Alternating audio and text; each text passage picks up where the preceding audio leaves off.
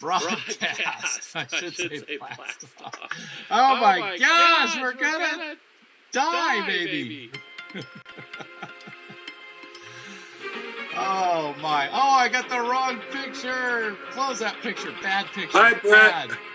That's the wrong person. Bad host. Bad host. Uh-oh.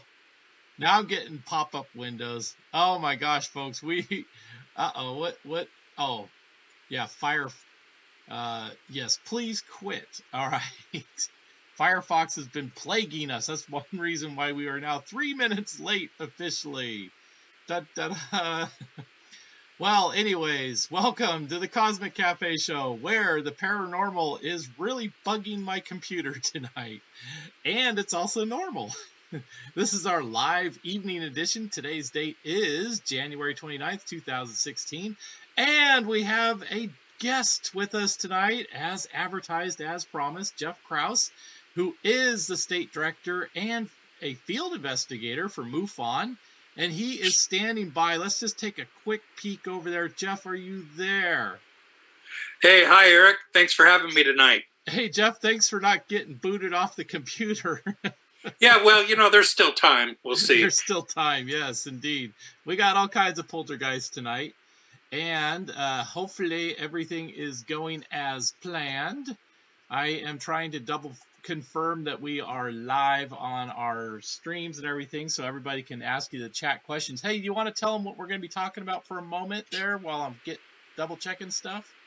Sure, Eric. Well, actually, there's a few topics we're going to talk about tonight. We're going to talk about my blog, of course, the Field Investigator's Toolbox, and a couple of the interesting aspects of it, both in debunking different photographs and what they really are, and in providing evidence to the obvious of what really existed between UFOs. Also, a couple articles that I talked about, one recently on UFO Digest, where a fellow that used to be a veteran and is a NSA experienced person was taking some photographs and heard something through his high induction technology hearing aids that was quite unusual. Didn't think much of it until later, and he went through his photographs, and there amongst the batch was a beautiful photo of a disc. So, yeah, there's been some good cases come up and a lot of good things to talk about, so I'm sure we're going to have an interesting evening. Well, I hope we do have an interesting evening. I am double-checking to see if we actually have our live feed up. Yes, there is our live feed. Okay, for some reason it's not showing up on my website, cosmiccafeshow.com/live, but hey, that's okay. As long as you get over to the YouTube or the Twitch channel, it appears to be running. Looks like there's quite a bit of a delay. A fairly significant delay, that may be. I don't know. I might have to abandon these restreaming tools and stuff and just go with one channel and only one channel, because it seems to be really annoying me some. But hey, Jeff, why don't you hang on for just a minute? I'm going to let you kind of sit in and watch the paranormal headlines. So let me get back over to our headlines here, and we'll go ahead and get ready. So you can see those there right below you, huh? Oh, yeah, yeah. Oh, yeah, you betcha. So what we're going to do is we are going to highlight for our paranormal headlines what we feel are the best in space: UFOs, aliens, abductions, Bigfoot, ghost. Oh, we got some great Bigfoot news tonight, by the way. I tweeted it out earlier. Cheers, my friends. I managed to capture the big furry fella's favorite brew. Yes, and I will be cracking one of those ice-cold puppies open here shortly. Bigfoot, Ghosts and Hauntings, as well as, well, we don't have any video today because we have Jeff, our Skype guest. Yes. So for our top story today, before we get into our paranormal headlines, I saw this headline, and I just thought it was pretty cool. I know everybody's talking politics and all that nonsense and debate stuff, but hey, here at the cafe, we like to just stay away from politics as much as possible, just so we can take a break, because it's like everywhere else, and it's kind of making it, right? I mean, who out there, raise your hand, you're getting kind of sick of it? Me too. The intergalactic ambassador thanks you for that stance. Yes. Jeff seems to be signing in as well.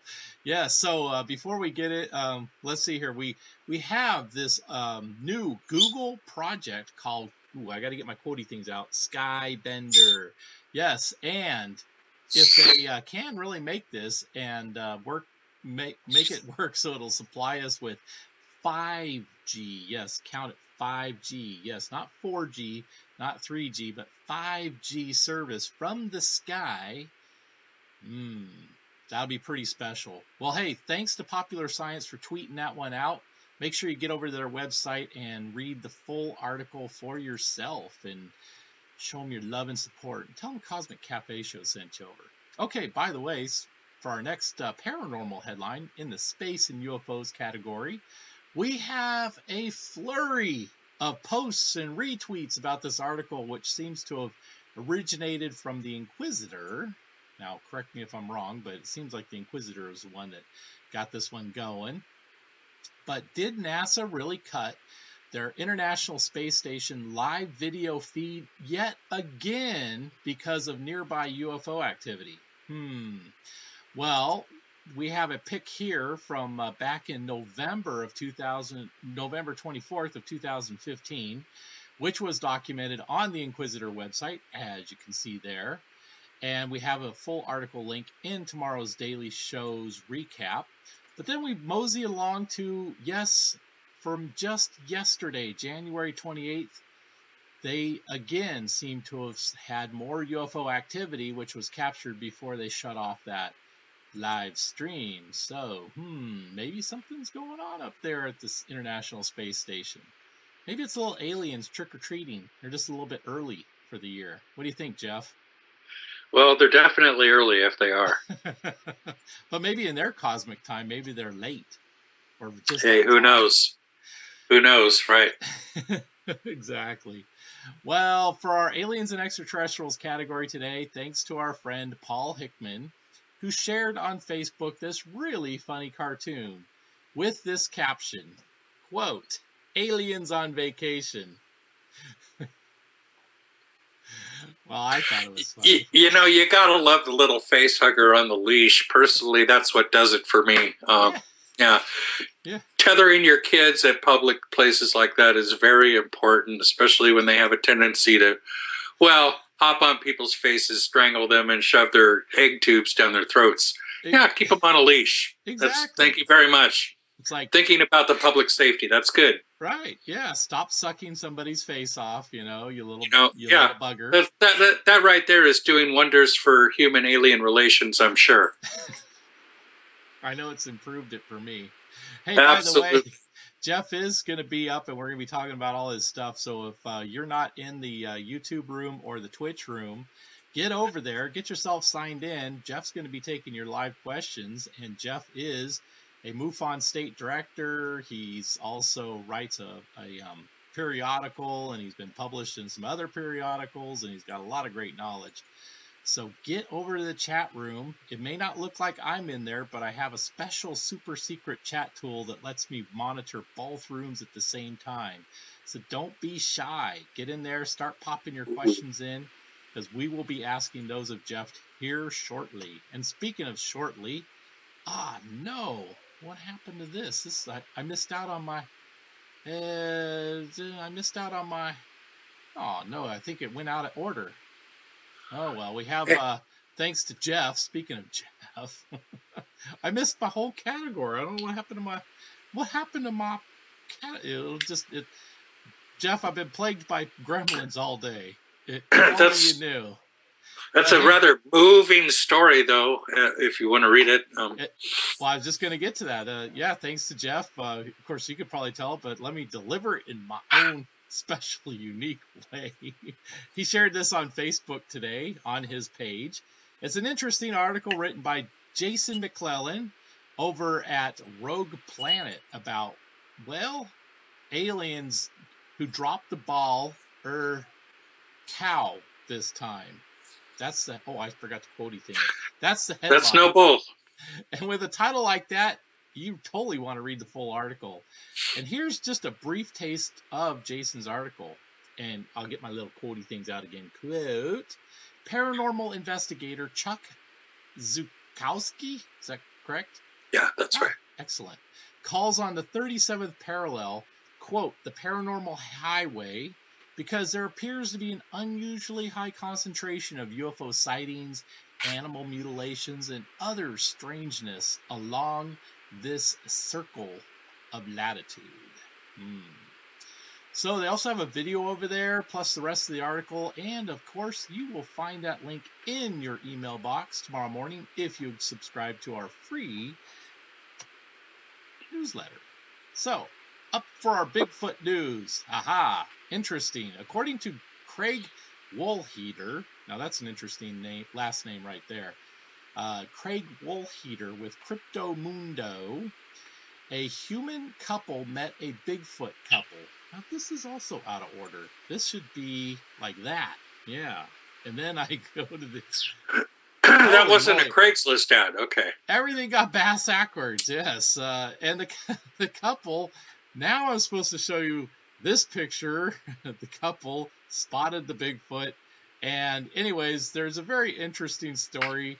Is there romance? Well, you got to go read their story to find out for sure. And I'm just leaving it at that.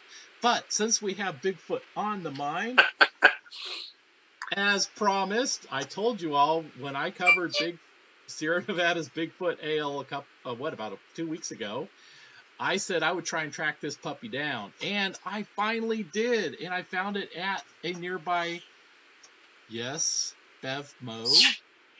And if you follow our Twitter feed, you saw a picture of me at the parking lot with that 4-pack. So we're going to go ahead and, this is one thing that's kind of cool. Look at that. They even got a special. So it's 2016. Yes, baby. And I'm going to use my handy dandy. This is like a sandal. I got to get it up there. It's like a sandal. So you put a foot in a sandal, right? So, yes. So you use the little sandal to open the Bigfoot Ale. Cheers, my friends.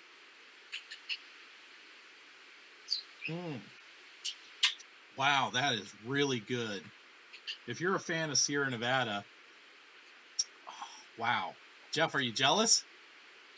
Well, I'm a Guinness guy, but I'll tell you that sandal sure looked a lot easier than the way you were cracking those things open with your teeth the last time you were over at my house. So that's good. It's good to see the improvement there. Speaking of cracking things open with your teeth, I hear your parrot in the background there. Yeah, Monty's here. I was thinking about maybe keeping him on my shoulder during the interview, but I thought he'd be, too much of a distraction, and I might have to change shirts in the middle of it, so he's put away for now. One of these times I told him to chill out.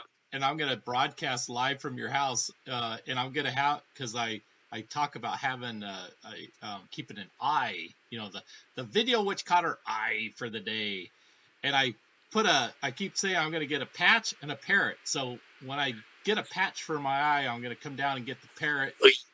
Monty's the perfect candidate for that because he's so well trained and everything. He'd hang out there and you wouldn't have any problems. Absolutely. Absolutely. All right. So let's get past that part. Yes, for our Ghosts and Hauntings category today. According to the very reliable UK news links, a ghost is shopping and collecting goods for itself at the local grocery store.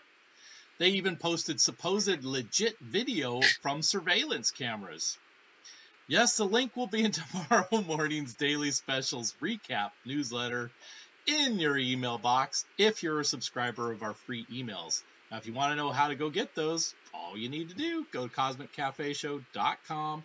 Over on the left-hand column there, you'll see the little sign up for the free email thing. You just put in your email and you'll now be plugged in. So if you're too impatient and you don't want to wait till tomorrow morning to get all these great stories, you want to find them now, well, all you need to do is go search Twitter hashtag CCS Live and you will find these stories. Actually, a couple of these stories tonight, though, are only on Facebook. For some reason, Facebook just makes it impossible for you to share stuff back to Twitter. Very annoying. But anyways, go hit our Facebook page. It's Facebook.com/Cosmic Cafe Show, and you'll find them over there as well. And last but not least, yes, if you like the show and you've gotten a chuckle or two, or you'd like to just show your support, hey, if you feel like donating, throw a couple of ducats our way. We mucho appreciate it. And with that, let's get over to Jeff and stop babbling on. How are you, Jeff? Well, thank you, Eric. So good of you to sit through the news. Hopefully you've enjoyed it. Oh, it's thoroughly entertaining, yeah. Thank you. Well, that's the whole point. You know, we want to broaden people's awareness of the paranormal industry, but we also want to make sure that people... Hopefully we'll be back live here momentarily. Yeah. Wow. Yeah, I'm live. Hey, you're alive. Here all week. We're here all week, folks. Try the meatloaf. I'd like to take a moment here to say thank you to my friend Dennis Reno for the ufologisttunes.com. Awesome artwork he does. This was the first caricature of me that he did. And folks, if you like it, you can go out and get coffee mugs, t-shirts, whatever. Support his artwork. There's many other ufologists besides myself there, although I'm sure that I am the most collectible of any of them. So you want to get me first, probably at least all three of them. Help Dennis out. Then you can get the other people like Stanton Friedman, Travis Walton, you know, Eric those Brown. people. Yeah. Well, I don't know if he's done you. Has he? Have you been Dranoed yet? No, but he's welcome to do me in the Cosmic Cafe Show. Well, you know, get to know Dennis. He's a great guy, fantastic artist, and his artwork is really great, and he's a great support to all the ufologists out there in the industry. So I just wanted to take a moment and say thanks, Dennis. The latest one he did for me is really great. I haven't released it yet because I don't have his permission, but Well, can you show it again? After I slip him enough ducats, I'll be able to flash it all over the place. It's just, you know. Can you show that? There we go. Yeah, this one here, I have the the exclusive rights to, so it's cool. I can go ahead and show it to you. Hey, if people want to... Cool. Now, are you selling those? No, it's for sale on ufologisttunes.com. Okay. I did buy the image. You know, I bought the rights to the image. But as far as any profits he makes off that website or whatever, that's his artwork. You know, he deserves to make whatever money off that. Absolutely. Whatsoever. You know, a lot of hard work he puts out there, and you know, I'm just okay. He used my image. Thanks. I'm flattered. Yeah, I wonder how this would look if I did this. Ooh, that's spooky. Playing with the lights here. Well, okay, we're back online. I can see we're back online on the YouTube channel, so that's good.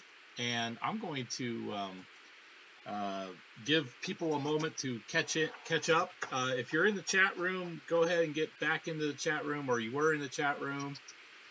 And I see we have one person in the chat room named Sue, so she's in there now. Where's my my little chat tool? Does not appear to be. There we go. Now. It did not seem to display the message that. Oh, it says it's connecting to YouTube. All right. Well, I am watching the YouTube room via a super secret alternate account. Nice. And for some reason now Twitch TV, it says it's connected. My little chat toy. But for YouTube, so if it's super secret, does that mean it's piped right into the lobby or the green room at NSA and CIA, or? Probably. They're probably the ones that caused my thing to crash in the first place. Although I really think that was probably due to Firefox, because Firefox crashed and then everything else seemed to crash, which was quite annoying. So, well, hey, let's mosey along and get to some of the topics of the show. You brought some slides. Absolutely. And your picture is not there. It is. Okay, great. So we have the first slide here, and this is from UFO Digest. They publish your articles on a regular basis, or just sometimes you submit articles to them? How's that work for you? Well, this is probably the 9th or 10th article I've published through them. The editor and publisher, Robert Morningstar, is a good friend of mine. Beforehand, the Dirk Vanderplug was the publisher, but he passed away an untimely death a few months ago. And so Robert's been taking over the helm of the magazine and the website now. But yeah, this is probably the 9th or 10th article I believe I've published there, and all the links are at the bottom of this one there if anyone cares to read any of the other work that I've published through them. This article here is going to be also published in the MUFON Journal coming up next month. However, it's a slightly different version that's going to be in the MUFON Journal than what appears here. Wow, I don't know why your Skype video keeps popping in and out like that. My video's staying solid, but for some reason... Well, it's the NSA thing, you know, they like to bug and do whatever. You know, my video down in my bottom corner is clear and beautiful, but what's coming through up top is kind of sketchy and going out here and there. Yeah, I don't understand that. That's kind of strange. Maybe now it's a solid feed. There we go. Hopefully it'll stay that way. Yeah, we're good. Boy, talk about bugs. Boy, oh boy, tonight we're just... Maybe it's because it's Friday night and the computer wants to go out and party. Maybe. Or maybe it's a sensitive subject. Cases like this do garner attention. Yeah. Well, speaking of, should we go to the next slide, or do you want to keep talking about this particular? Well, this article has to do, let me give everyone that's watching a little rundown of what this article is about. Back in November of last year, November 6th, individual who I'm acquainted with was out taking photographs at one of the dry lake beds near my house here. And he's a very experienced photographer. He's also a veteran. He has some experience, security clearance with the NSA, and so he's been around the block or two.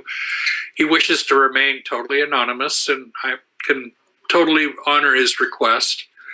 But he has hearing aids that he uses. And this is the interesting aspect of this case is while he was out taking different bursts of 5 photographs with his Nikon camera, all of a sudden through his hearing aids, which use this induction hearing technology, he heard the sound of something that he said it sounded like a theremin was the closest thing he could relate it to, kind of like from the old sci-fi movies of the 50s and 60s. And he said it was piercingly loud, and then it went from one side to the other just real fast. But he didn't really equate it with anything because, of course, he didn't see anything at the time. But later when he got home and he was reviewing his photographs, the first one in this series of 5 showed an incredible disc, which you can see right here in the first photograph there. And none of the other photos in the 5-burst set showed that disc. Now, it took 4.5 photos in a second. So in slightly over a second, it took all 5 of those photos. So for that disc to have moved from where it was out of the field of view, which is roughly at least a mile from where it was hovering over the lake, over to, you could just see on the left side of the photograph, the beginning of the hillside there. If that were to move out of the field of view either way, it would have been about a mile, and it would have had to have covered that distance in less than a tenth of a second. Wow. So figure that object was really hauling butt, but it wasn't until we did the photographic analysis later. I did some of the photo analysis myself. I enhanced the photo to bring out some of the images that you'll see, and also Robert Morningstar in that article brought out some of the images as well. Unfortunately, I didn't have any copies of those to include with this presentation. However, anyone that wishes to go to the website and read the article there, you can see the enhancements that Robert Morningstar did for the article there. So that's just, I believe it's just UFOdigest.com. Is that correct? Correct. Yeah. And then when they get there, and if they don't see your this article came out Christmas Day. This was the Christmas Day headline article. So it was kind of cool to get that recognition for this. Yeah. Can they just search your name? Is that the best way to do it once they get to their... You know, I'm not sure how the website works. I've tried searching my name there and never come up with anything, although I know I have lots of articles on there. So I think you just have to kind of scroll down through the stories. It's still on the first page. If you scroll down on the left, you'll see my picture and my name there under the name of that article. So it's still relatively easy to find now. But they do archive all the stories, so with a little patience and diligence, you can find them. You know what I'll do, Jeff, for everybody is I'll just include it in the daily show's recap, or the daily specials show recap. whatever it is. Well, sure, that'll make it easy. That'll make it a lot easier for everyone to find it if they're interested in reading about it, of course. Yeah, we'll just do that. Make it easy, because you sent me the link, so I'll just include that link. That's the ticket. Yeah. Yeah. What are you sporting there some pretty fancy headphones, aren't you? Oh, yeah, these are the Beats wireless. What can I say? Yeah, you betcha. Those are pretty fancy. Yeah, you know, I'm spoiled now. I can't go to anything else. I have a pair of Bose Aviator headset for flying in small aircraft, and that's a pretty it's pretty amazing. I'll just say that. It's big and bulky, but yeah, still pretty amazing, especially on airplanes, because it's an aviator headset. It works. Yeah. Well, you know, as a musician, I've lived in recording studios for a large portion of my life and used different headsets in recording environments, and of course, different radio stations I've been at. The headsets I've had to use there, and I got to say, for a lightweight set, these are the best headweights I've used in anything in the industry, and you can hear my voice clear as a bell. Yeah. So, you know, what can you say? I can't fault them at all. They're a wonderful invention, I think. Wait, the microphone is also part of the headset? Yeah, everything's built in. Oh, wow. Oh, and I can link it to my iPhone, my iPad, my desktop, whatever. So. Wow, sounds fantastic. Yeah. Sounds fantastic. They're the bomb. They're the bomb, baby. Huh? They're the bomb, baby. They're the bomb. The bomb. Hey, let's get off this slide. Should we mosey on to the next slide here, huh? Certainly, yeah. We digress. Oops. Now, hold on. There we back go. up just a little. This is the picture a little bit better. And what's really amazing about this, and what really startled Robert Morningstar about it, is if you look closely in the center of the photograph, about I'm pointing at it like everyone can see where I'm pointing. I know. You can see the disc there, which is slightly blurry. That's because of its incredible speed of movement. It's kind of clear that as a bell. Spot that's about almost halfway between Jeff's It's the picture and largest my picture. black spot, right? Yeah. When the picture is blown up, you can see it a lot better, honestly. But what's amazing is clear as a bell to the left of that disc, you can see a bird up in the sky, which is just focused incredibly sharp. And down lower, just above the tree line, directly below the bird pretty much, is a Cessna aircraft. So all three objects in the photo at the same time, a hawk, a Cessna aircraft, and a disc, which is pretty phenomenal, really, when you think about it. Yeah. Go ahead and go on to the next picture. Yeah, all right. This is the first enhancement I did of the photo, and really I just enlarged it and changed the graduation of lighting a bit.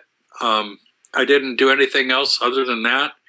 And you can clearly see the shape that was there defined a little bit better now. You can see that there's some kind of structure on the top center that appears to be almost dome-like. And then there appears to be some kind of appendage trailing off it there.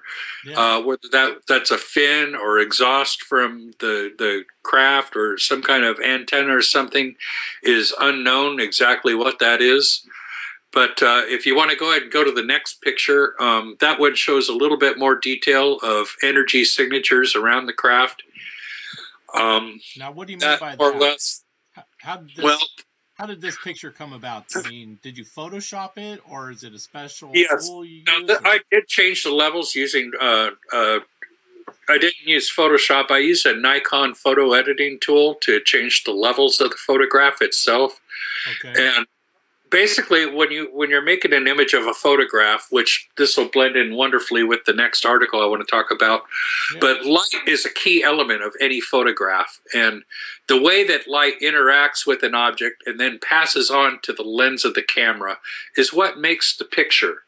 And although your human eye can't detect many of the different nuances of the light that comes through the lens of the camera, through spectral analysis and different analysis of the digital photo afterwards, you're able to see some of the different, ways that light carried information into the lens. Okay. And you can clearly see around this photo here, there appears to be some kind of difference in the way light went around the object at some areas on the outside edge of it. You can clearly see what looks like a white outline or kind of a haze. So you didn't add that? No, not at all. No, there's no colors added or anything added. This is just changing the level that comes through of the light and contrast. That's all it is the contrast and the light level change. Wow. No color is changing whatsoever. Okay. The reason it's so blue is because the light level and the contrast are changed, monkeying with the image itself. Okay. But other than that, no colors are added whatsoever to the image. No. And so the information that's coming through is a lot different from the photograph. On either side, you see those green areas. And, you know, okay, flat out, I'll tell you, I don't know what the green data represents. That's interesting. I have my theories that it's some type of magnetic field that's getting picked up, and the whole thing is some type of magnetic field that's warping the light coming through it. But, you know, do I have scientific data to back that up? Nope, sorry, I don't. That's just theory and, you know, my ideas of what's coming through, because I know the way that light interacts with different things when you photograph it. Right. So that's the closest answer I can come up to. I cannot tell you what that is. I cannot tell you where it came from or anything other than that. So it truly is unidentified because I can't tell you what it is. Well, I can tell you what it's not. Yeah, I was going to say. It's not a bird. It's not an airplane. But what it is other than that, I can't answer. Yeah, it's not a big June bug or something that was flying between the lens and out of proportion or what I think or is a mosquito. Not a mosquito. What I think is really, really important about this, Eric, is the fact that this gentleman heard this sound coming through these hearing aids beforehand. I don't know if you understand what I'm talking about with these hearing aids, but the technology that they use, if you go to a theater, the soundtrack in the theaters that are equipped with this will come directly into your hearing aids. Or at a museum, certain exhibits, they have a little button you can push, and the sound from that exhibit you're in front of will come directly through your hearing aids there. So it's really a cool technology, but the implications of that certain type of technology being able to pick up things like that, I think would fit in really great with the UFO TOG system that my friend Mark D'Antonio is trying to develop too, because different ways to trigger the camera mechanism itself would be ideally suited for trying to capture a UFO. You don't always want to rely on just movement itself. It might be too late by that point. Interesting. Now you have another picture, right? Should we bring that up? Sure. Okay, let me get that one up. That one was separate, so there we go. Now this is from a different case altogether. Okay. And you read the story on this case, right? The case study of the projected image? You would have to ask me that question, wouldn't you? Well, This was honest with you, Jeff. Unfortunately, due to gremlin issues, I did not get a chance to read it. In fact, you know what? For my devious purposes, it's probably better if you didn't, because I'm going to try and nail you on this. There you go. What do you think of that photo there? What do you think of that? And I'll tell you right now, this witness I talked to is totally credible. Well, it looks like some sort of white spot up in the sky, either in a morning sunrise or an evening sunset that's reflecting light from the being up high altitude, so it's reflecting more light even though it's darker down on the ground level. That's kind of what I'm seeing. Okay. And if you all of a sudden saw that, now this particular person saw this herself, okay, and then took out her phone from her purse and took a picture. Well, actually, she was going to take a picture, and then it went away. And she waited a couple of minutes for the clouds to move again, and then all of a sudden it appeared again, and she took the picture. Okay. Okay, now that was my first clue to how to figure out exactly what was going on here. Because when I first looked at the picture, I thought, oh, okay, this looks too much like a triangle, and I'm going to have to talk to this witness and find out her story, see how credible she is. It kind of looks a lot like, if you don't mind me saying, it kind of looks a lot like the picture that Devin has from Area 51, and she calls it the flying monk. Now, she took it in the middle of the day, and it was clear blue sky, and you can clearly see a black image, but it looks kind of has the same sort of shape. Absolutely. absolutely, and that's very compelling. And you know, I'm going to see if I looking can at that, zoom in this picture while you're talking about it. So well, actually, don't No? because Okay. components of this is what I want to explain to people on what we do at MUFON and how we go about doing this. Okay. Okay. Now, looking at that right off the bat, you'd say, "Wow, that's a compelling picture of a triangle." But there's other elements of the photograph that you need to look at before you can make any kind of judgment at all. Okay. And the first clue is if you look in the left-hand side by the trees, you could see the spotting, where it looks like there's lots of spots, and then you can follow it up and see lots of spots along there as well. Okay. Now, that was my first clue that the witness probably took this picture inside her vehicle through the windshield, which was confirmed when I interviewed her. That's exactly what happened. Okay. And I kind of knew that the windshield had to be wet because if you look at this bush on the right side, at first looking at it, you think that those little white spots on the outside edge of it in the middle are light shining through the leaves of the bush. But when you really look at it up close, you realize that the light isn't coming through the bush at all. Those spots are spots of water on the windshield, and they're reflecting the sunlight, which is coming through the tree on the left there. Oh. Are you with me so far through this wild walk here? Yeah. Okay. Now, whenever an image is projected, rule number 1, projected images flip themselves. Okay. Like a That's mirror. The way your lens works. That's the way movie cameras work, everything. Images are flipped. So if you look at, once I had the clue that the windshield was wet, and Mark D'Antonio was instrumental because, you know, whenever I'm stumped on a photo, I share it with other people so I could get their opinion too, because, you know, critical data input from everyone is always valuable, and other people see things that you don't. So I shared this photo with Cindy Costello, our chief investigator here in California, my assistant state director. Okay. And I also shared it with Mark D'Antonio back east, who's a great guy, good friend, and he's one of the sharpest minds I've ever known in the photography, video, and special effects industry. So his input was critical on this. I asked him what he thought about it, and he said, wow, the pattern of that light looks just like the leaves on the trees. And I went, well, you know, bingo. Oh. That pretty much backs it up right there. If you look at the brightest spot in the photo, well, the brightest spot is right there smack dab in the middle of the trees. And really looking at it, it's triangular shaped. So I flipped the triangle image in Photoshop, scooted it over, matched it up, and what do you know? Wow, it was a perfect match. No. So again, yeah, absolutely. Huh. Case closed. It's a projected image. The light coming through the trees right there and onto her windshield. And in her telling the story, she was coming home from work. She lives near the beach. The fog was coming in. It was later in the afternoon, as he surmised from looking at the photo. When she got near her apartment complex and parked across the street, she was sitting in her car for a moment when all of a sudden she saw that through her windshield, and she was transfixed by it. Yeah. And she watched it for a minute, but then the clouds moved in and it disappeared. Right. Just as she's getting ready to get her phone out and take a picture. So she went ahead and got her phone out and got it ready.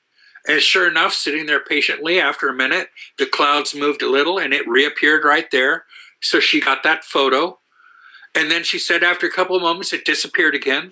Okay. She got out of her car, no sign of it anywhere in the sky, anywhere. And she went on about her business and went in her apartment. So you see, there's many different ways to look at photos like that, but you got to look at all of the information that's in that photo before you can decide what it is you're looking at in any photo. And the first thing I look for in any photograph is to see if all the EXIF data is intact. EXIF data is what's digitally imprinted into every photograph taken on a digital camera these days. Right. It includes your f-stop, the ISO exposure, your GPS location, the date, the time, all relevant information to the photograph. And it also includes if any edits have been made to it. So all you hoaxers out there, I'm on to you right off the bat. Don't even bother. Thank you very much. Good night. Hey, dare I risk trying to make that picture a little bigger. Hope I don't crash. Yeah, please go ahead. Go ahead. It's really a compelling photo. It's one of my favorites, and I was glad to have it included as part of the MUFON journal. Let me see if I can boost up its size a little bit here. Oops. That doesn't seem to be doing it. Hold on. You're not going to break it. I'm just hoping I don't break the software. Okay, that's interesting. It's letting me stretch it, but it's not letting me zoom it.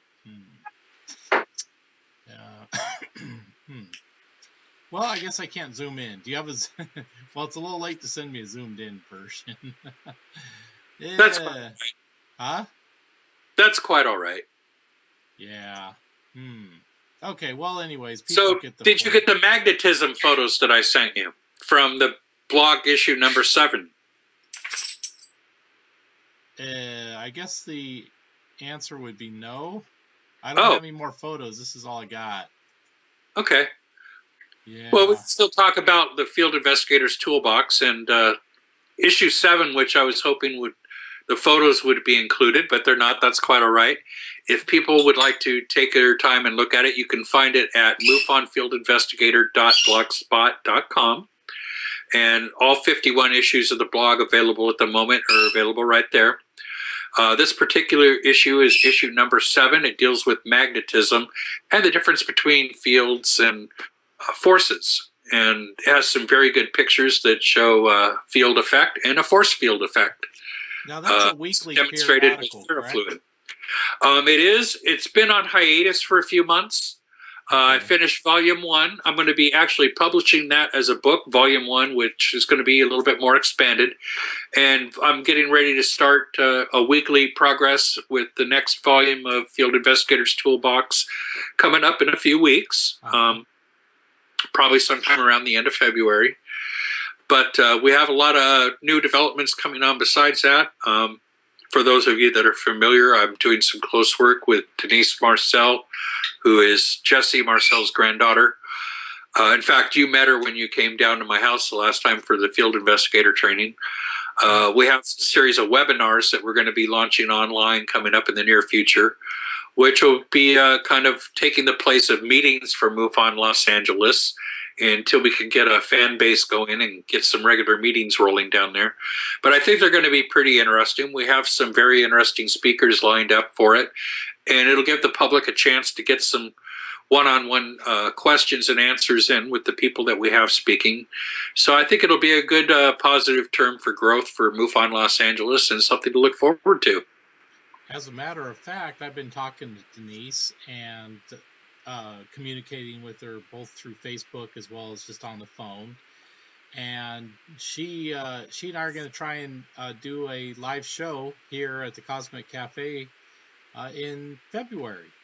So, nice! She'll be sitting where you're sitting, and we're Excellent. also I'm looking at trying to do some 2 guest shows. So last night we had on Brett Luter, and he asked me if it was possible to do a joint show with Devin Blankenship, who has those photos from Area 51, the cattle mutilations, and also some interesting UFO photos. And so hopefully next week we're going to get both Brett and Devin on together. Devin said she'd love to do it.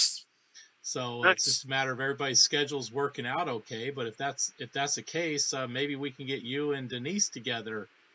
Sure. Show. And her and I even worked on a pretty interesting animal mutilation case too. We got some photos of that, so maybe we could share a bit of that with you guys too then. So we'll see. We got to figure out what's going on with yours. I don't know if it's Skype on your end or on my end. I suspect my computer's been giving me so much trouble today. Maybe it's on my end, but it keeps blinking in and out. Luckily, it's not too annoying, but I just did want to mention it to the folks that we're aware of it. Sorry about that. It's not normal. Off-world influence. Huh? It's off-world influence. Something weird's going on tonight, that's for sure, because like the show last night with Brett, we really didn't have any issue. And this was the first episode with you where we completely lost. I saw last night's show, and I got to say one thing. Okay, please. Brett said anus. Yes, he did. Yeah, along with your.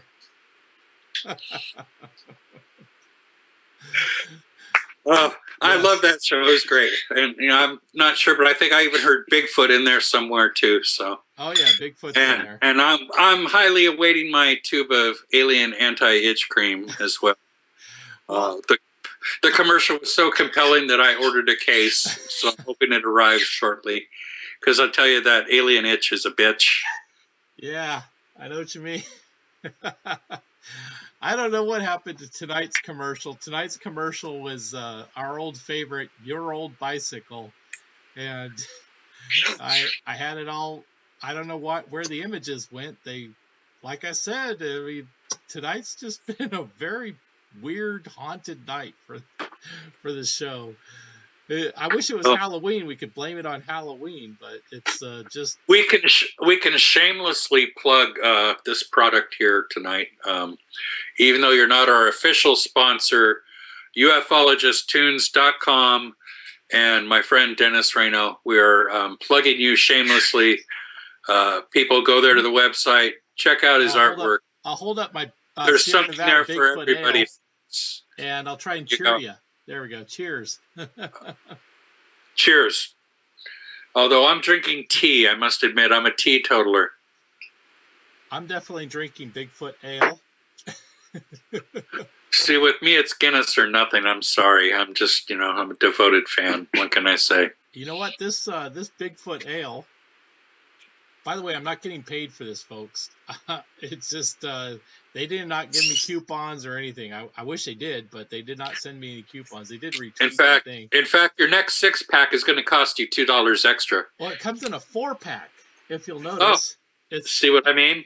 They're already ripping you. They're already ripping you. And at Bevmo, it was $9.99 on sale. Normally like $12.99. But I tell you what, this Bigfoot ale is I think it's way more delicious than Guinness. It's got a nice rich. It reminds me of an oatmeal stout. So it's got a very nice rich. Is it an amber or is it a dark ale? It's dark. And it's a stout? It's it sure tastes stout. I'm tempted to try it. Let me tell you what, if you can find it, because it's hard to find. Bethmo's right down the street from me. In fact, it's right next to my work. Well, if they have it in stock, you may have to order it online and then do a pickup. But if it's there at their store, then I'm looking for the alcohol content. Yeah, be worth checking out. I'm trying to see on here if they give the alcohol. Without my glasses on, it's hard for me to tell how much alcohol's on it. Well, anyways, if you like a nice strong beer, all I need to do now, besides having beer on my show, I can't do this in the studio, by the way. I can only do it on the live show. But I'm still sitting here waiting for your wife to bring me a plate of food, okay? She did that last night. I'm totally out of place here. This isn't like being at the studio at all. No, it's not. Last night while I was talking to Brett, I was interviewing Brett. People don't know this, but my wife, a lot of times while I'm doing the show, my wife drops off a plate of food and puts it on the desk next to me. So I have to finish the show while smelling all this delicious food.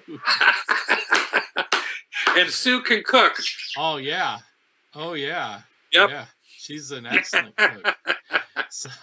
But I was going to say, next time, if I could get a cigar sponsor that, has like a cigar, Bigfoot or Bigfoot cigar. There you go. I could drink Bigfoot. Well, I'm sure if you were in Colorado or Washington, you could get some kind of a smoking sponsor to sponsor the show. Yeah. Yeah. Especially with the Bigfoot attachment.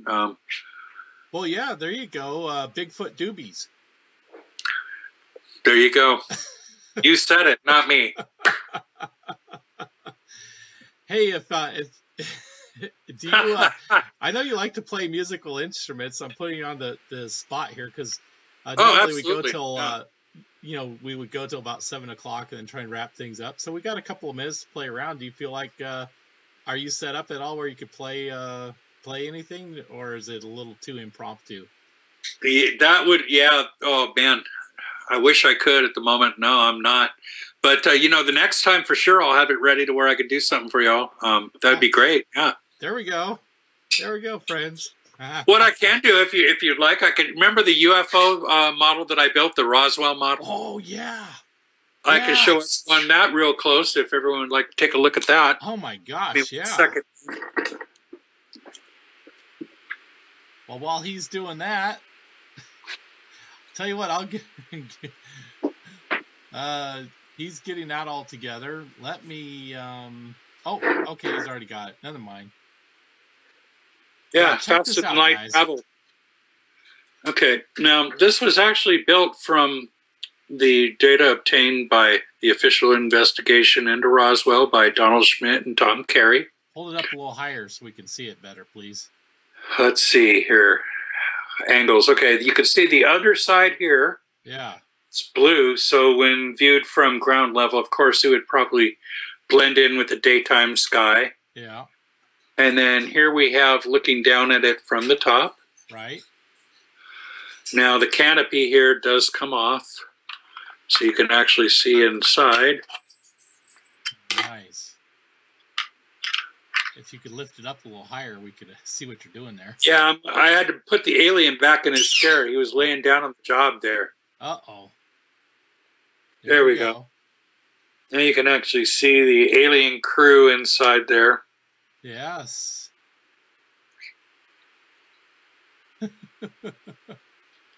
Now let me tell you, their little eyes were hard to paint. People say aliens have those big black eyes. Well, when you're trying to do it at that scale, they're not so big and it's not so easy. But it was a lot of fun. Now, did you build that off of a model or a kit, or did you make that from scratch? This was actually a kit, believe it or not, that I was able to find. There's a couple other members of MUFON that have the same kit. My friend Earl Gray, otherwise known as Earl Anderson. Hi, Earl. Shameless plug for my friend. Hey, Earl. How you doing, buddy? My friend Earl also has the same UFO model. He's just completed doing it. He did his a little bit differently than I did mine. And a couple other people in MUFON I've seen have posted it. I actually found this kit at a friend of mine's hobby store in Covina. It was at Covina Hobby. My friend Ed Bezovi, who I've known since nursery school, even before kindergarten, is a family-run business that's still in business there on Citrus Avenue in Covina. So if any place that's cool enough to have models like this is part of the kit, by the way. The little gray guy came with it. Oh, wow. That's cool. So... did I show you this guy when you were over, Eric? I don't remember seeing that guy. Yeah, he was part of the kit as well.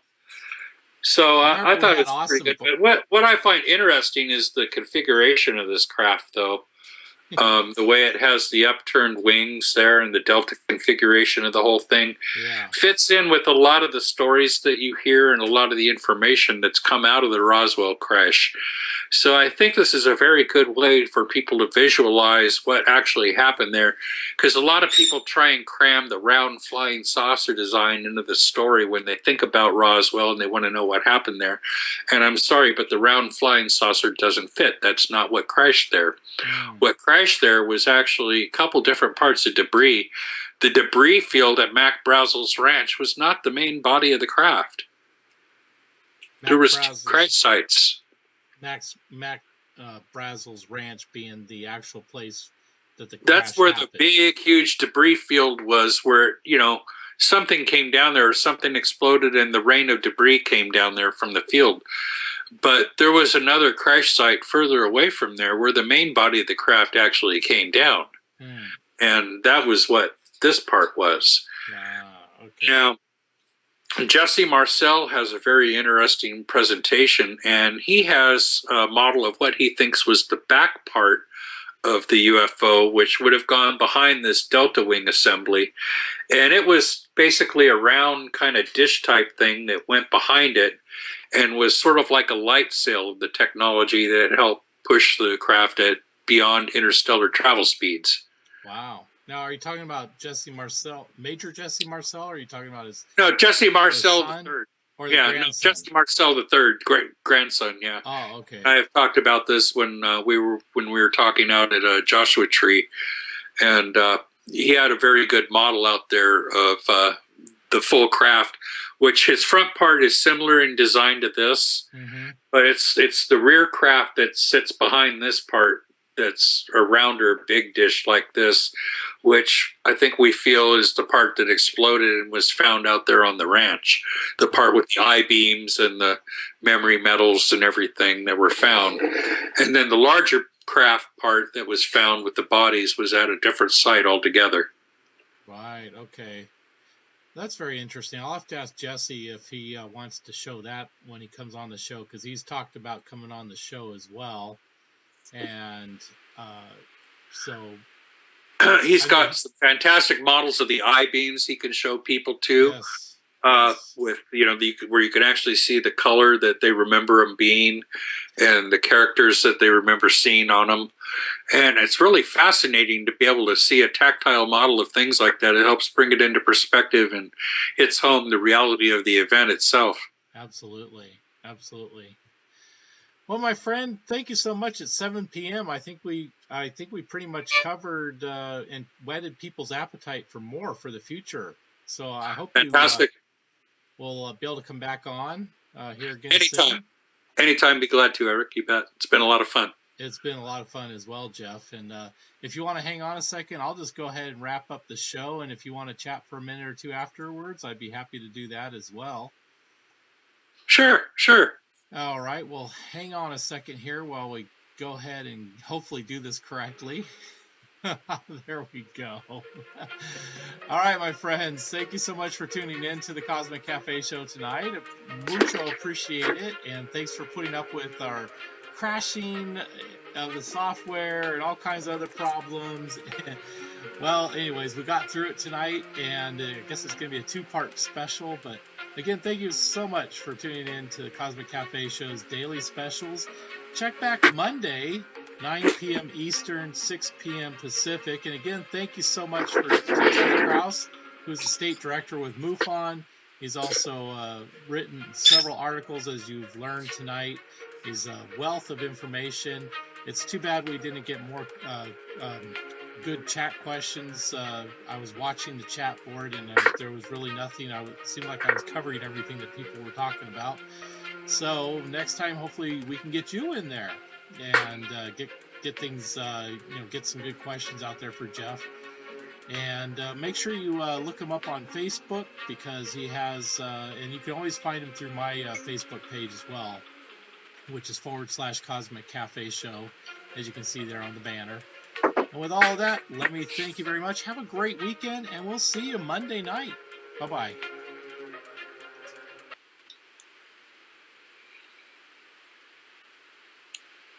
Oh, and of course, I put the wrong banner up. I should have put up tomorrow. I should put up Monday.